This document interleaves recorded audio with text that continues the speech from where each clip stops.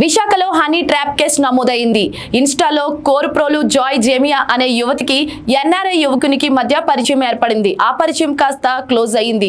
యువతి ట్రాప్ చేసిన విషయం తెలియని యువకుడు గుడ్డిగా నమ్మాడు. అయితే ఆ యువతి సహచరులతో కలిసి ఆ యువకునికి మత్తు పానీయాలు ఇచ్చి ప్రైవేట్ ఫోటోలు తీసి బ్లాక్మెయిల్ చేయడం ప్రారంభించింది. పెళ్లి చేసుకోకపోతే పోలీస్ కేసు పెడతానంటూ బెదిరింపులకు దిగింది. యువకుడు న్యాయం చేయాలంటూ పోలీసులను ఆశ్రయించాడు. ఒక ముఠాగా అబ్బాయిలను ట్రాప్ చేస్తున్నట్లు పోలీసులు దర్యాప్తులో తెలిపింది. Interesting case. ఈ అమ్మాయి నిన్న ఏం జరిగిందంటే ఆ అబ్బాయి తల్లి వచ్చాడండి నా దగ్గరికి. అబ్బాయి తండ్రి దుబాయ్ లో ఉన్నారండి. అబ్బాయి తల్లి వచ్చి మొత్తం ఈ విషయం చెప్పి ఏం చెప్పాడంటే ఆ అబ్బాయి అమ్మాయితో కలిసి వచ్చాడండి తల్లిదండ్రుల మీద కంప్లైంట్ చేయడానికి. అంటే మీరు అర్థం చేసుకోండి, అబ్బాయిని ఏ విధంగా గ్రిప్ లో పెట్టాడు. అప్పుడు వరకు అబ్బాయికి నేర్పించారు, మీరు మీ తల్లిదండ్రుల గురించి పోలీస్కి పోయి చెప్పండి, సిపి గారికి పోయి చెప్పండి. తర్వాత లోపలికి వచ్చి మాట్లాడుతూ ఉంటే స్లోగా ఆ మత్తు పదార్థం ఏదో పెట్టారు. ఆ ఇన్ఫ్లుయెన్స్ పోయిన తర్వాత మొత్తం అతనికి అంత మెమరీ రిటర్న్ వచ్చి స్లోగా మొత్తం చెప్పారు, ఎలా ఎలా ఎలా ఎలా ఇదంతా చేశారు. ఈరోజు మనం పేపర్లో చదివాం కదా. ఇదంతా చెప్తే మేము వెంటనే కేసు రిజిస్టర్ చేయమని ఆర్డర్ ఇచ్చాము. తర్వాత ఈ విషయం తెలుసుకొని ఇంకొకరు విక్టిమ్ ముందుకు వచ్చాడండి కంచర్పాలెంలో. అతన్ని కూడా అదే మాదిరిగా చాలా రోజులు ఇలాగే మత్తు పదార్థాలు ఇచ్చేసి మొత్తం డబ్బు లాక్కొని ఫ్యామిలీ నుండి దూరం చేసి ఇలాగే చేశారు. ఇప్పుడు మాకు తెలుస్తుంది ఆ గ్యాంగ్ లో చాలా మంది ఉన్నారు. వాళ్ళు ఇలాగే డబ్బు గల వ్యక్తులు ఎవరెవరు మేల్ మెంబర్స్ ని గుర్తిస్తారు, చేసి అమ్మాయిని వాళ్ళ దగ్గరికి పంపిస్తారు. అమ్మాయి ఫస్ట్ ఏదో ఇన్స్టాగ్రామ్ ఫేస్బుక్ ద్వారా పరిచయం అవుతుంది, లేకపోతే డైరెక్ట్ గా షాప్ దగ్గరికి వచ్చి మేము డిజిటల్ మార్కెటింగ్ చేస్తాం, మీ ప్రొడక్ట్ బాగా మార్కెటింగ్ చేస్తామని ఆ ముసుగులో ముందుకు వస్తారండి. వచ్చి తర్వాత స్లోగా ప్రేమించడం, ఆ నటించడం స్టార్ట్ చేసి తర్వాత ఇంటికి తీసుకెళ్తారు. తర్వాత ఫ్యామిలీ నుండి దూరం చేసి రెగ్యులర్ గా మత్తు పదార్థాలు ఇచ్చేసి ఫిజికల్ రిలేషన్షిప్ పెడతారు. తర్వాత పూర్తిగా అమ్మాయి హోల్డ్ కి వచ్చేస్తారు అబ్బాయి. ఇలా చాలా కేసులు జరిగాయని మాకు తెలిసింది. మేము ఒకటి విక్టిమ్స్ కూడా 1 by 1 బయటికి వస్తారని కొందరు భయపడుతున్నారు, మా మర్యాద పోతుందని అంత జరిగిందని. కానీ ఇద్దరు నిర్భయంగా ముందుకు వచ్చారని ఈ లేడీని మనం పట్టుకోగలిగాము. ఈ లేడీని పట్టుకోకుండా ఉంటే ఇంకా ఎంతోమంది వ్యక్తులకు ఈమె ద్వారా హాని జరిగేది. అది మేము ప్రివెంట్ చేయగలిగాము. ఇప్పుడు సార్చ్ లో కూడా incriminating documents, incriminating digital evidence దొరికింది.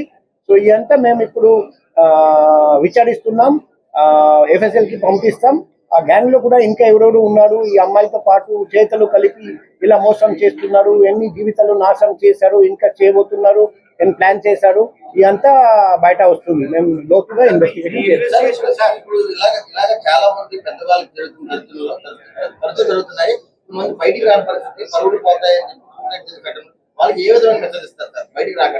ఇప్పుడు అందరికీ నేను ఒకటే రిక్వెస్ట్ చేస్తున్నా, నా పర్సనల్ కాంటాక్ట్ నంబర్ అందరికీ ఇచ్చాము.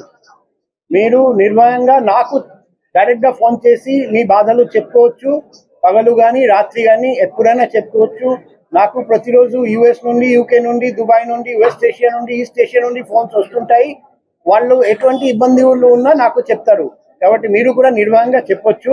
ఈ కేసులో కూడా ఈ విక్టిమ్ పేరు బయట రాకుండా చేశాము, మీ పేరు కూడా బయట రాకుండా చేస్తాం. కానీ మీ అందరికీ కూడా న్యాయం జరిగేటట్టు మేము విశ్వ ప్రయత్నం చేస్తాం. అక్యూజ్డ్ సొంత తల్లిదండ్రులు లేరండి, వేరే వాళ్ళు పోషించారు.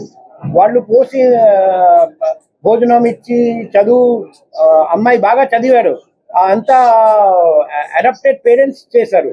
అంత చేసిన తర్వాత ఆ పేరెంట్స్ తో కూడా మోసం చేసి బయటికి వచ్చేసారు. వచ్చి ఈమెకి అలవాటు వచ్చేసి లగ్జూరియస్ లైఫ్ స్టైల్ అలవాటు.